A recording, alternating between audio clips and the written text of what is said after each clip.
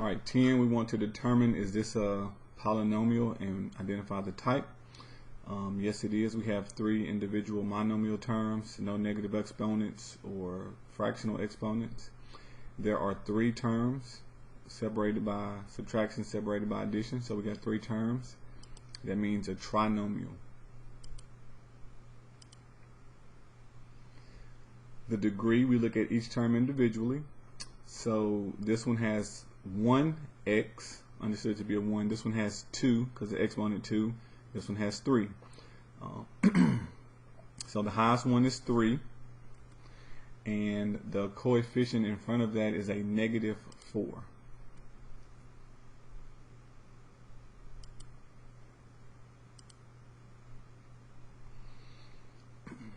Okay, so this one we are going to solve. We're going to plug in 2a plus 9. Let me split this up. So we're going to plug in 2a plus 9 everywhere we have an x. So that's what this notation means. P of 2a plus 9. So everywhere we had an x, we're going to plug in 2a plus 9. So we had negative 5x. Instead of x, I'm going to put 2a plus 9. Close it, and then the plus 12. So you just write the equation as is, replacing x. We're going to distribute the negative 5. That will give us negative 10a minus 45, and then plus 12 at the back. Combine like terms, the 12 and 45 we will subtract.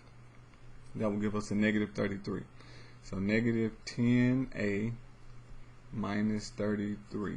That's going to be the solution to P of 2a plus 9. You don't always look for just a numerical answer. Sometimes you end up with an expression, as we do this case, negative 10a minus 33.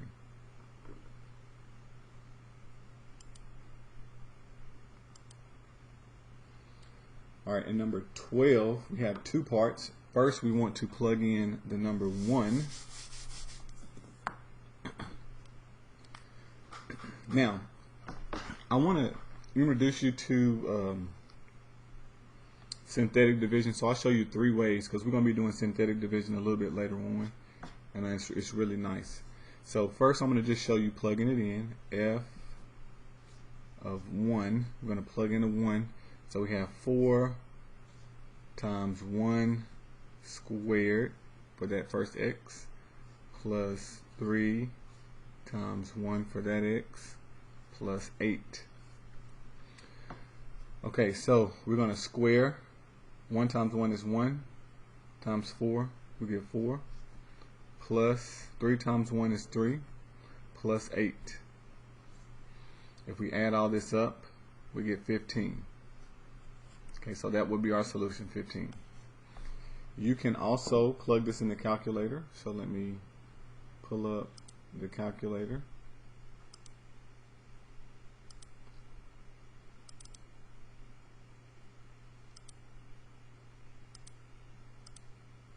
Alright, so if you were to plug this in the calculator, you can go to y equal, we're going to type in that equation, 4x squared. So I have to do the x squared button from the calculator. So we got 4x squared plus 3x plus 8. Alright, and then if you do second graph to see the table, you're going to go to where x is 1, because that's the value we wanted, and you see the answer right there, 15. Okay, so you can also check it graphically. Now with synthetic division, this is how it works. We're going to take that number 1. You're going to see this a little bit later on, but this is just the intro. Take that number 1. I'm kind of doing that little half box. We box it off. And we're only going to take the coefficients of each term. So that would be the 4, the 3, and the 8. That's what we're going to list. 4, 3, and 8. And all we do is we bring the first term straight down. The last answer that I get is the answer that we get when we plug in 1. So you multiply below the line. So you multiply this. 1 times 4 gives me 4. You write that answer up here, and then you add or subtract. So these signs are the same, so we will add and we will get 7. And then I do it again. I multiply below the line, so it would be 1 times 7, and that would go up here. That gives me 7, and I add these because they're both positive. 7 and 8 gives me 15. So this way will go a little bit faster when you have like much bigger numbers or different numbers. But there's 3 different ways to get 15. This will be nice to know because you'll be using this later.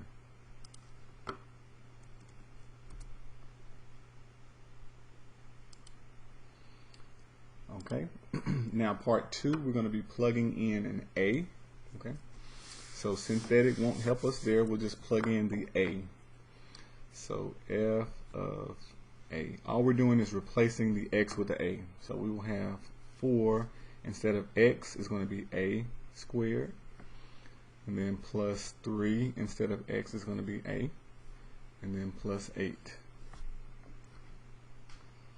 So solution here, we'll just interchange the variable. 4a squared plus 3a plus 8.